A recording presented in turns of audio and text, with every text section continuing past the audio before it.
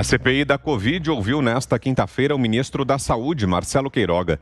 A sessão teve clima tenso, novo bate-boca e a defesa de questões técnicas por parte do titular da pasta.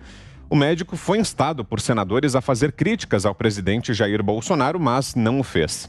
O ministro rebateu ao ser questionado sobre um possível decreto que estaria sendo preparado pelo Planalto. O que o presidente falou comigo acerca desse tema é que ele queria assegurar a liberdade das pessoas. Assegurar a liberdade das pessoas, eu concordo. O Ministério da Saúde está participando da elaboração da minuta de decreto presidencial com o teor sugerido ontem pelo presidente da República. Não, senhor, não foi senador, consultado. Não estou participando da elaboração desse decreto e nem fui consultado sobre o tema. Marcelo Queiroga lembra que estados e municípios têm liberdade para tomar decisões conforme entendimento do STF. O ministro da Saúde exaltou também a relação do Brasil com a China durante a pandemia. Sobre tratamento precoce, o ministro da Saúde reafirmou que não faz juízo de valor das opiniões do presidente. Essa é uma questão de natureza técnica. Ela tem que ser enfrentada da forma técnica. Então não compartilha. Não em relação à opinião pessoal, né? Então, certo, de qualquer cidadão. Não, então brasileiro. Tecnicamente o senhor não compartilha. Senador, existem duas correntes. A resposta é do depoente, senador. Uma pergunta objetiva: o senhor compartilha com o que o presidente pensa ou não?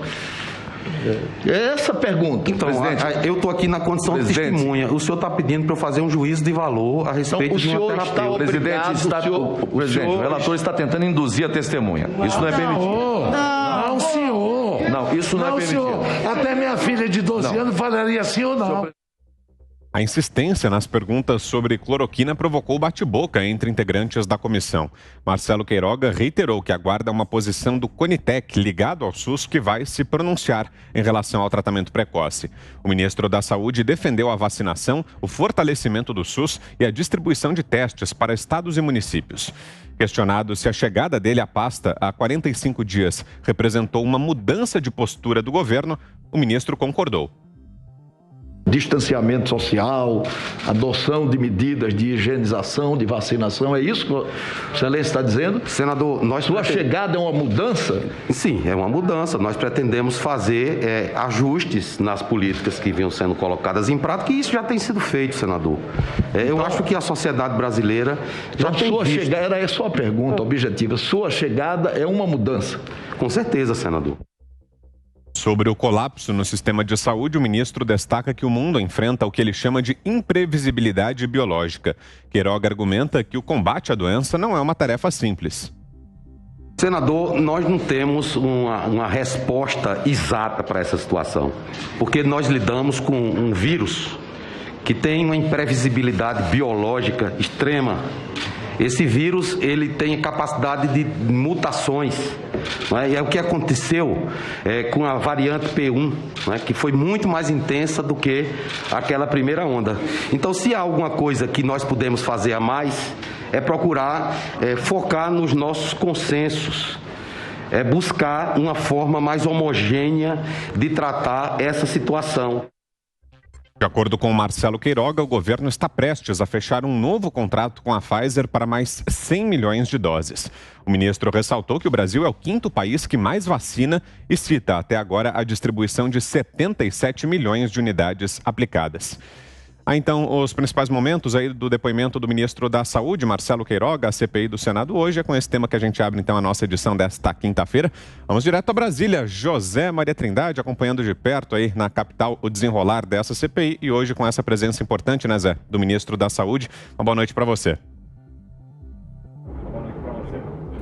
É um massacre lá, né? E ele resistiu.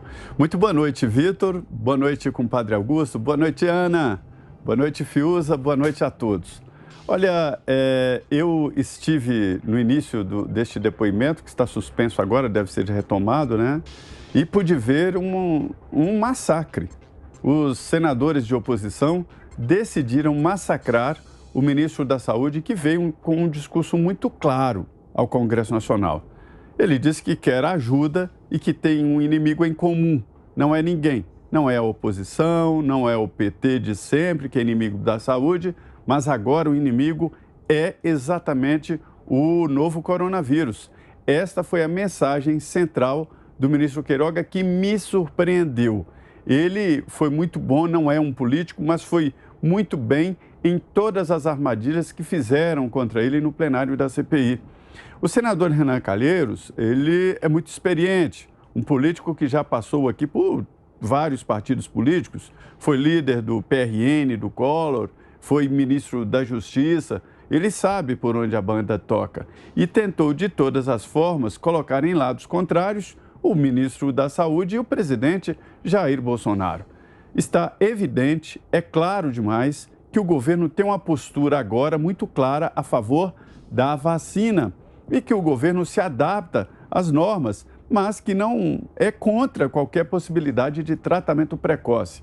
E há muito o presidente Jair Bolsonaro e integrantes do governo deixaram de citar nomes de remédios e porque queriam que o ministro da Saúde falasse sobre cloroquina.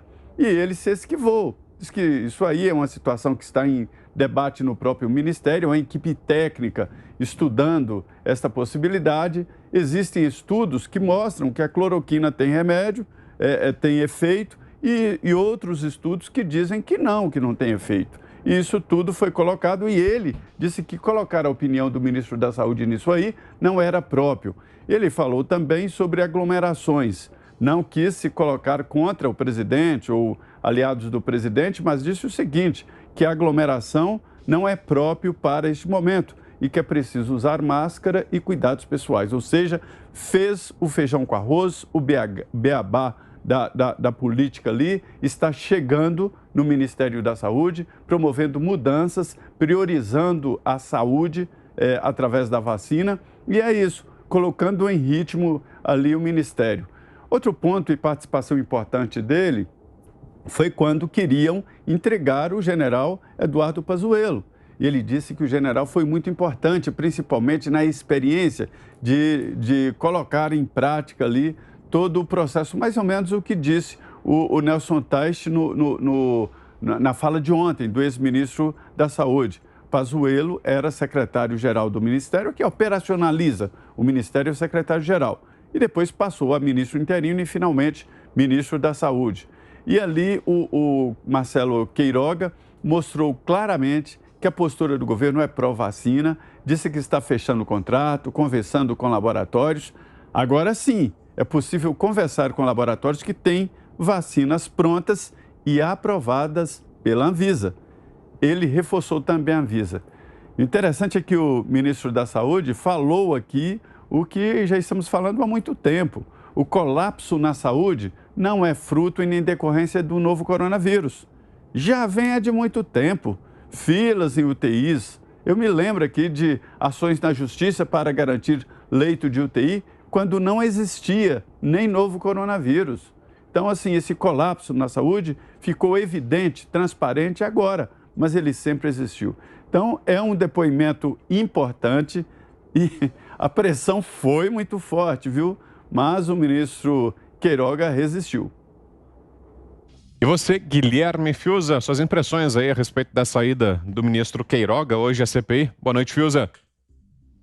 Boa noite, Vitor Brown, José Maria Trindade, Ana Paula Henkel, mestre Augusto Nunes, boa noite a todos. É humilhante, né? Isso é uma situação humilhante, é um escárnio contra a população, no meio da crise que ela está vivendo, ter que assistir a um show de pegadinhas do Renan Calheiros. Isso é um show de pegadinhas do Renan Calheiros, ninguém menos, para tentar extrair um deslize, uma fala, né, que a imprensa marrom possa dar aquela torcidinha e transformar numa manchete política, né? Então, esse circo, dentro da situação que nós estamos vivendo, eu acho uma vergonha, acho humilhante e acho que não há nada a dizer sobre isso. E a Ana Paula Henkel, o que achou, Ana, de mais esse depoimento à CPI? Hoje o ministro da Saúde esteve por lá. Boa noite, Ana. Boa noite, Vitor. Boa noite, Zé, Fiuza, mestre Augusto, nossa audiência maravilhosa. Vitor, infelizmente mais um dia de circo, né? É uma tristeza a gente assistir essa CPI, porque a gente vê que uma pandemia aí que pegou o mundo todo de surpresa. Atualmente, o Brasil provavelmente é o único país que está gastando tempo com isso. O mundo, os países estão gastando tempo com o quê? Com vacinas, medicamentos, pesquisas, debates honestos em como conter a doença, como combater o vírus, como derrotar essa pandemia. E nós, no Brasil, estamos aí diante de uma CPI que é um circo de horrores. Ontem o Fiuza colocou o nome perfeito nessa CPI. É a escolinha do professor Calheiros. E que professor, né? Hoje a gente viu exatamente a tentativa, várias tentativas de induzir aí o ministro a dizer o que o Renan Calheiros queria ouvir. Esse relatório, Vitor, dessa CPI, vamos combinar, já está pronto esse relatório. Antes da CPI mesmo começar, antes do Renan Calheiros ser aí escolhido como relator dessa CPI, ele já tinha dado uma entrevista dizendo que o governo federal tinha sido omisso, que o governo federal tinha errado. Essa CPI é para gastar dinheiro, é palanque político, e a gente vê agora uma tentativa da demonização, não apenas da cloroquina, mas também dos médicos, né, e da autonomia, o que é mais grave, a autonomia dos médicos em receitar o que eles acham que deva ser o tratamento, o caminho para cada paciente. Eu conversei essa semana com o Dr. Paulo Porto e ele me disse uma coisa muito interessante sobre o tal kit Covid. Ele falou: Ana, é muito errado a gente falar kit Covid, porque cada paciente tem um diagnóstico, cada paciente a gente vai ter uma linha, não é que a gente simplesmente prescreve kit Covid para todo mundo, não é cloroquina para todo mundo, nem ivermectina para todo mundo, nem simplesmente vacina para todo mundo. Existem grupos importantes que não foram estudados, né? Grupos com comorbidades importantes e que não fizeram parte dos estudos das vacinas. Então, é exatamente o que o doutor Mauro Ribeiro, aí presidente do Conselho Federal de Medicina, sempre defende: a autonomia do médico de sentar e conversar e decidir com o seu paciente. É interessante, Vitor, que há alguns anos a própria Rede Globo fez aí uma matéria defendendo a cloroquina para mulheres grávidas em relação aí ao combate ao Zika vírus, né, o surto, né, que nós tivemos no Brasil de Zika vírus.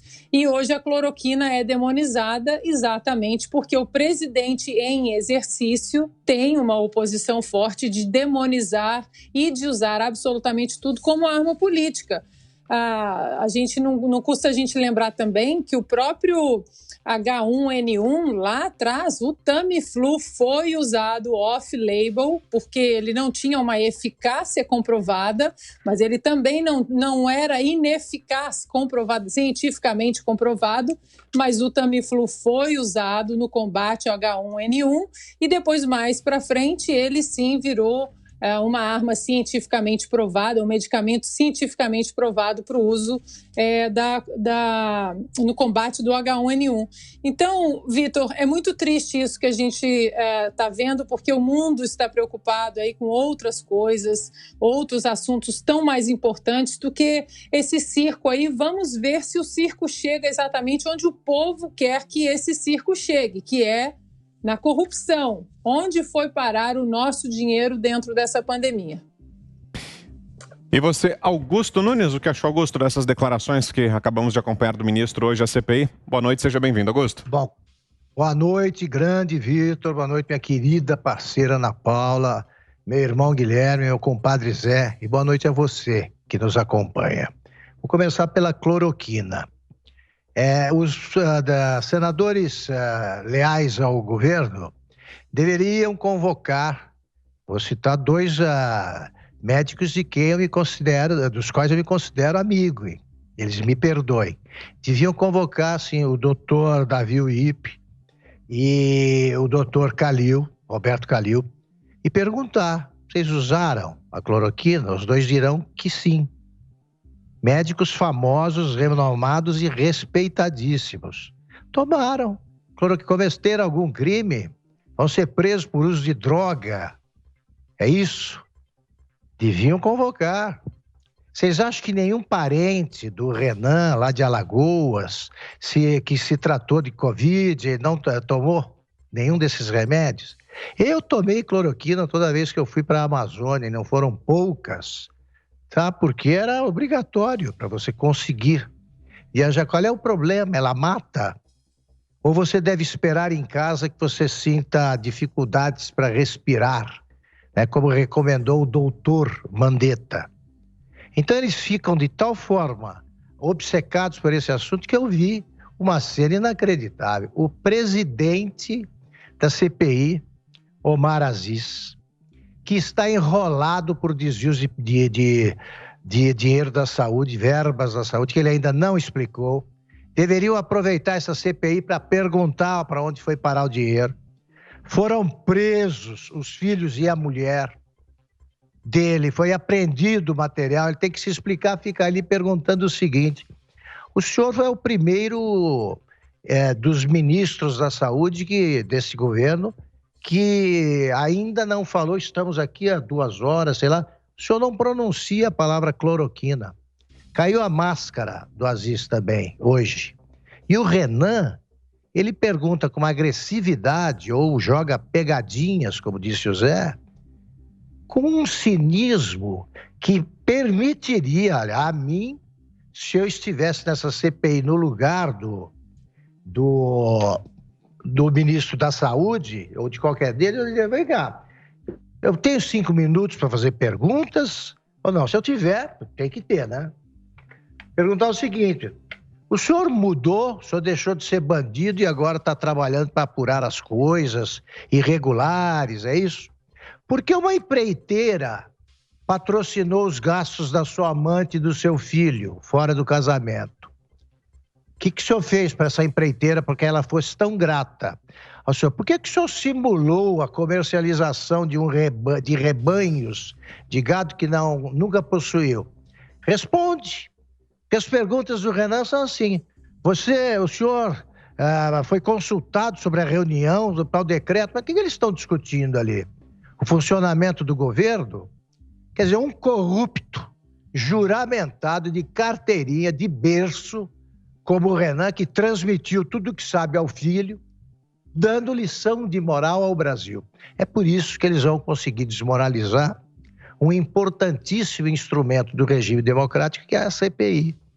A CPI não é um cortejo de maus oradores ali falando, se exibindo, né, para os espectadores como se eles fossem conseguir votos. Não é para o PT ficar fingindo que não é um partido que virou bando, virou quadrilha e saqueou a Petrobras e saqueou várias estatais brasileiras. Então fica esse círculo que eles vão acabar desmoralizando. Veja só, a CPI que passa um dia inteiro para saber o que fez um ex-ministro, Nelson Tais, que ficou 30 dias no cargo. Quanto tempo eles vão gastar na hora que convocarem um ministro que está no governo desde o seu início? 1 mês? Então a CPI vai acabar depois da vacinação e sem que se saiba nada, porque eles não sabem nada, não apuram nada e não querem apurar quem realmente roubou. Prefeitos e governadores que desviaram dinheiro e que poderiam estar ali, faria sentido. E não ex-ministros que tiveram que se comportar também conforme os conhecimentos da época, numa batalha contra um vírus que ainda é desconhecido. E essa CPI poderia pegar ordens insensatas dadas por esses ministros que agora posam de salvadores da pátria, como, por exemplo, não usar a máscara. Eles disseram, é só passar um vídeo mostrando, olha, a máscara é para o pessoal, é para os que trabalham na linha de frente aí do combate, médicos, enfermeiros, etc, etc. Então é de um cinismo esse comportamento que só pode vir de alguém que acha que o povo brasileiro ainda acredita, ainda aceita ser tratado como um bando de idiotas. Você mencionou esse caso, Augusto, da operação contra o senador Omar Aziz, e nós temos aqui, inclusive, uma manchete da época do jornal Folha de São Paulo, de 19 de julho de 2019. PF prende mulher e 3 irmãos de senador do Amazonas em operação contra a corrupção. A assessoria de Omar Aziz diz que defesa não teve acesso a processo para se manifestar. Desculpe, Vitor, queria me corrigir. Oi, Augusto, agora a gente está com o seu áudio, por favor. Foi a mulher só. Isso. Não os filhos, que são muito pequenos ainda. Por enquanto, não foram presos. A mulher e os